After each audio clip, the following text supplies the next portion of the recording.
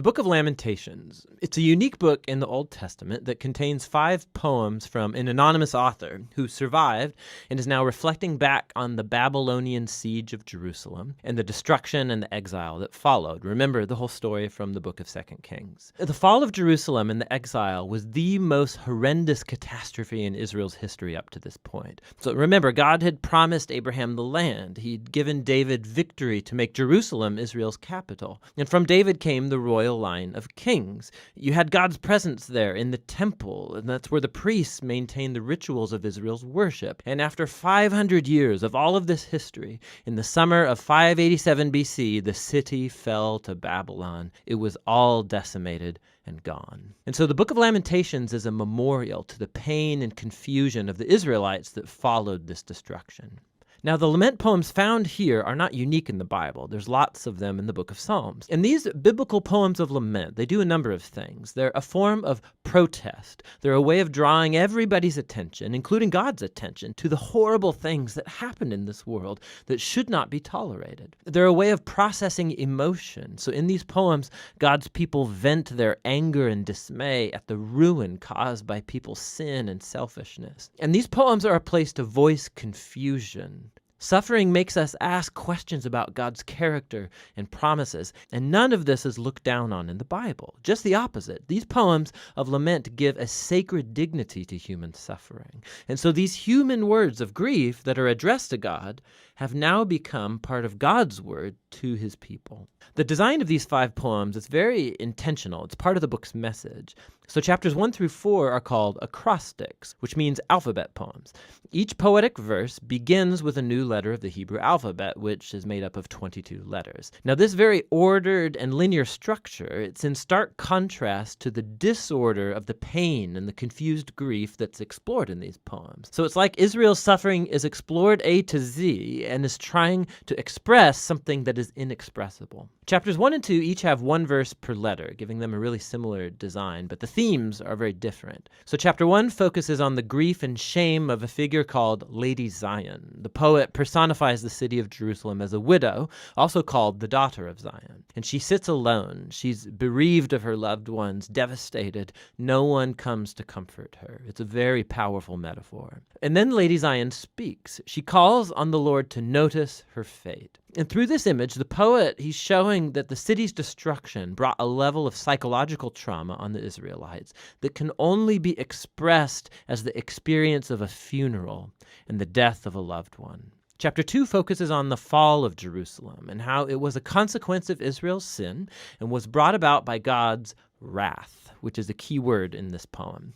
Now, it's important to remember that in the Bible, God's wrath is not spontaneous, volatile anger. The biblical poets and prophets, they use this word to talk about God's justice. So Israel had entered a covenant agreement with God, and for centuries they've been violating it by worshiping other gods, perpetrating injustice, oppressing the poor. And so, yes, God is slow to anger, but he eventually does get angry at human evil, and he will bring his just anger in the form of punishment. In the case of Jerusalem, this involved allowing Babylon to come and conquer the city. And so this poem is acknowledging that God's wrath is justified, but this doesn't keep the poet from lamenting and asking God to show compassion once again. Chapter 3 breaks this design pattern by having 3 verses per letter, so it's the longest poem in the book. And the voice is that of a lonely man speaking out of his suffering and grief as a representative of the whole people. And what's interesting is that this chapter is full of language that's drawn from other parts of the Old Testament, from the laments of Job and from other important lament psalms, and even from the suffering servant poems in Isaiah. And the poet sees his hardship as a form of God's justice, like chapter 2 said. But paradoxically, this is what gives the poet hope. And it leads him to offer the only hopeful words in the whole book. Because of the Lord's covenant faithfulness, we do not perish. His mercies never fail. They're new every morning. How great is your faithfulness, O God. So I say to myself, the Lord is my inheritance, therefore I will put my hope in him. So the poet reasons, if God is consistent enough to bring his justice on human evil, then he'll also be consistent with his covenant promise to not allow evil to get the final word. And so for this poet, God's judgment is the seedbed of hope for the future. Chapter 4 goes back to the same alphabet structure as chapters 1 and 2, and is a vivid and disturbing depiction of the 2-year siege in Jerusalem. And it contrasts how things used to be in Jerusalem of the past and how terrible they became in the siege. So children used to laugh and play in the streets, but now they beg for food.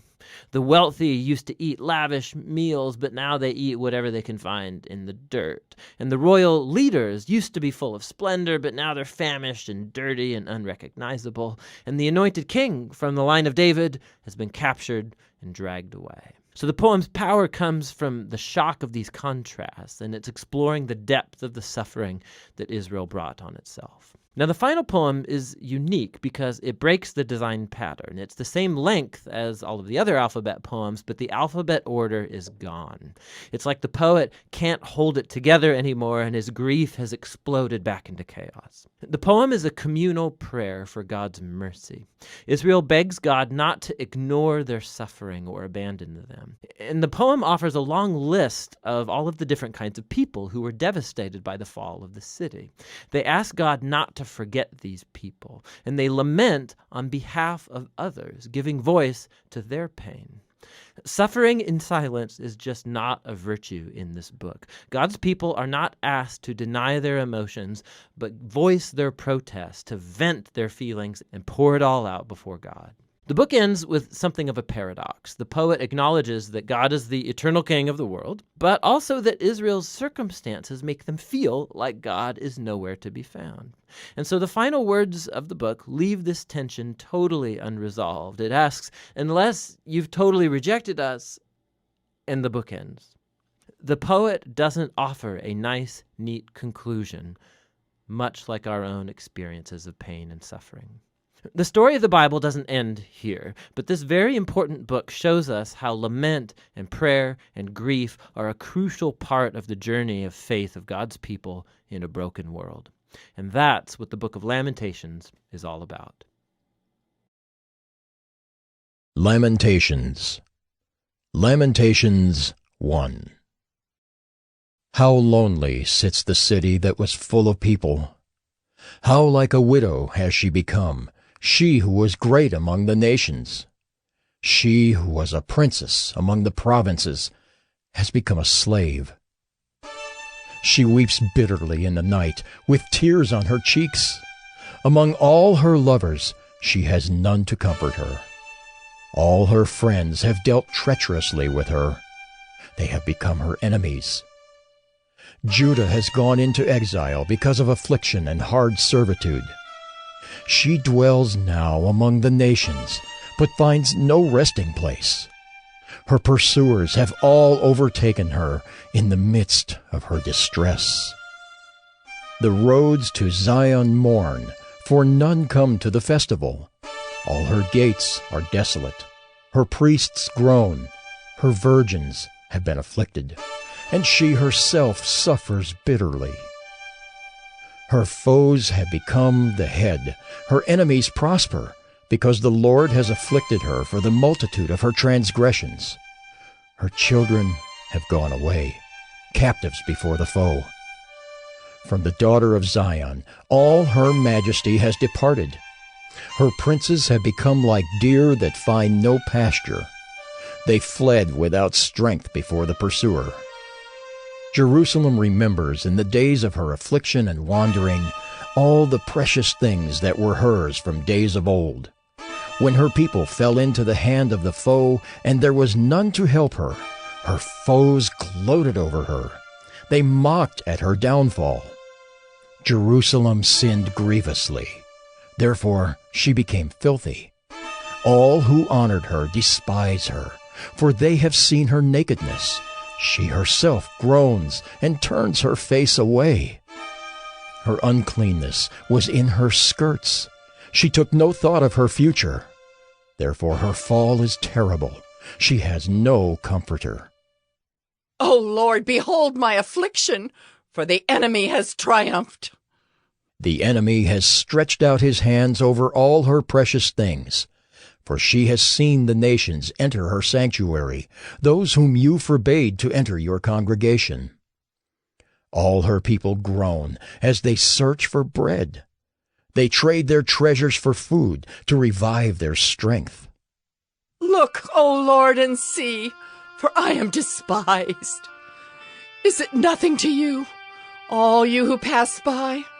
Look and see if there is any sorrow like my sorrow, which was brought upon me, which the Lord inflicted on the day of his fierce anger. From on high he sent fire. Into my bones he made it descend. He spread a net for my feet. He turned me back. He has left me stunned, faint all the day long. My transgressions were bound into a yoke. By his hand they were fastened together. They were set upon my neck. He caused my strength to fail. The Lord gave me into the hands of those whom I cannot withstand. The Lord rejected all my mighty men in my midst. He summoned an assembly against me to crush my young men.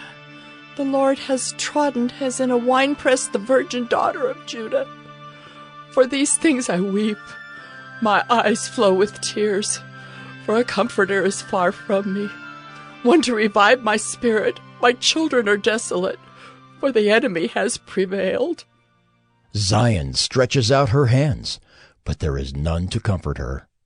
The Lord has commanded against Jacob that his neighbors should be his foes. Jerusalem has become a filthy thing among them. The Lord is in the right, for I have rebelled against his word. But hear, all you peoples, and see my suffering. My young women and my young men have gone into captivity. I called to my lovers, but they deceived me. My priests and elders perished in the city, while they sought food to revive their strength. Look, O Lord, for I am in distress. My stomach churns. My heart is wrung within me, because I have been very rebellious. In the street the sword bereaves. In the house it is like death. They heard my groaning, yet there is no one to comfort me.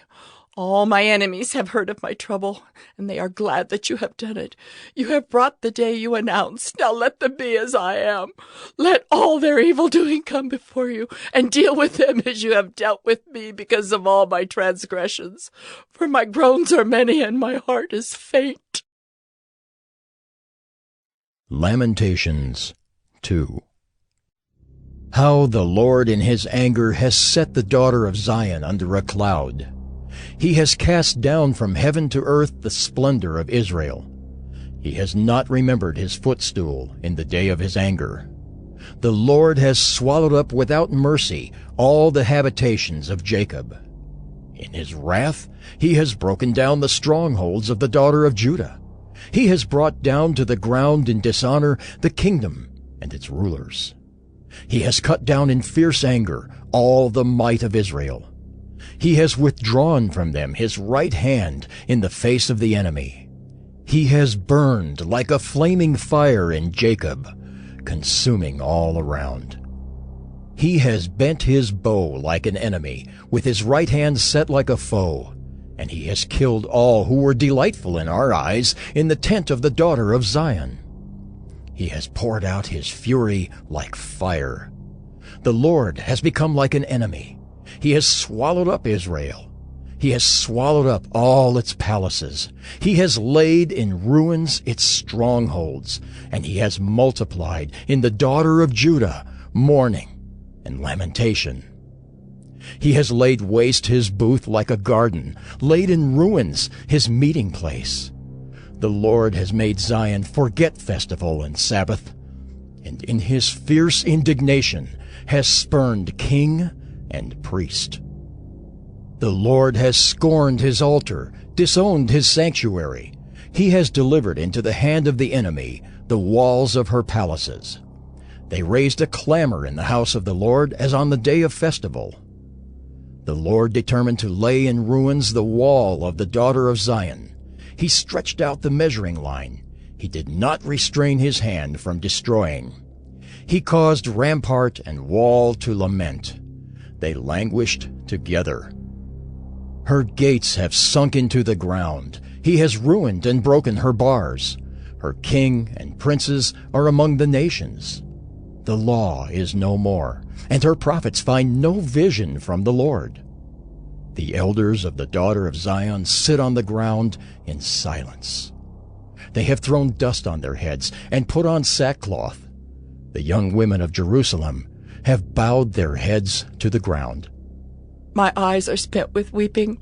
My stomach churns.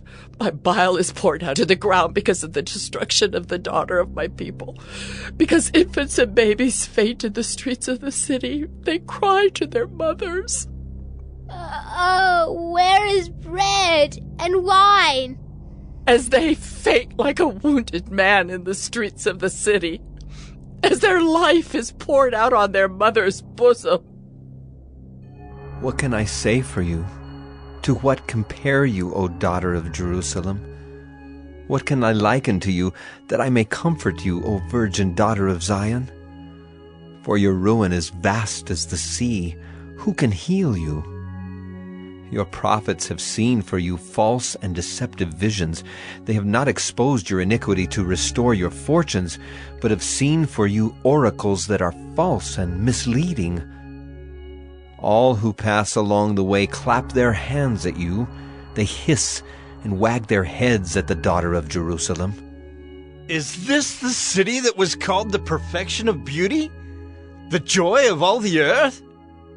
All your enemies rail against you. They hiss, they gnash their teeth, they cry, We have swallowed her. Ah, this is the day we longed for.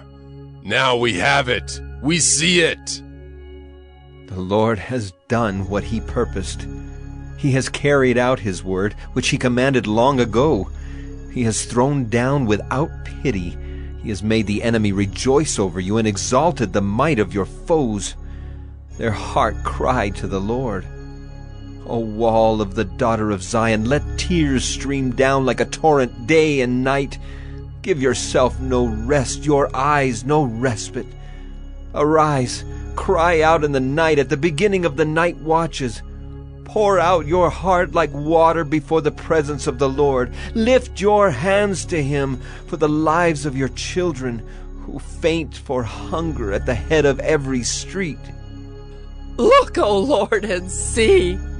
With whom have you dealt thus? Should women eat the fruit of their womb, the children of their tender care? Should priest and prophet be killed in the sanctuary of the Lord? In the dust of the streets lie the young and the old. My young women and my young men have fallen by the sword. You have killed them in the day of your anger, slaughtering without pity. You summoned as if to a festival day my terrors on every side. And on the day of the anger of the Lord, no one escaped or survived. Those whom I held and raised, my enemy destroyed.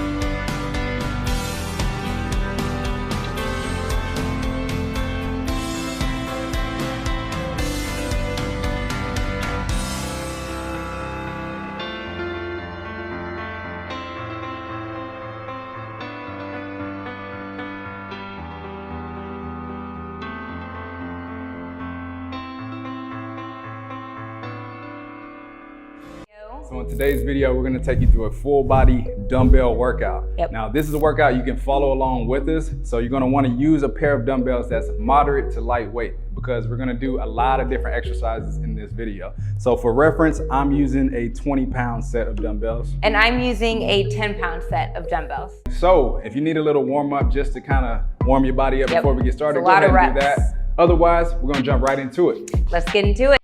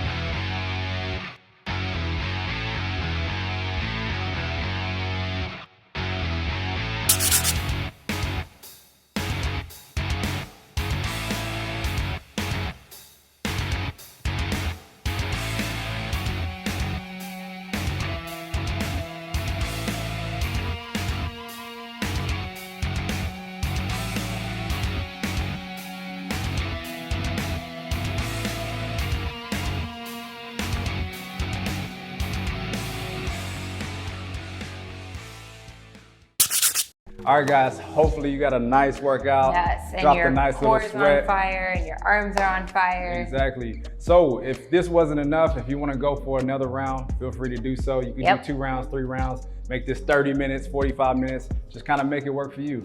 Hey guys, Brent here from the X and Christian Central. I just want to thank you guys for watching our video. We really appreciate it. I really hope it's helping you on your Bible goals and your other goals as well. Be sure to check the links in the description for all the material that made this video possible. Also, if you haven't already, be sure to check the socials, our other socials over here, and please like and subscribe as well. By now, there should be a video for the Babylon Bees weekly news. I really encourage you guys to check that out, and our sermon link, which I also encourage, our weekly sermon link. I really encourage you guys to check that out as well. I really hope to see you guys tomorrow, and thank you guys again for watching our video. Bye.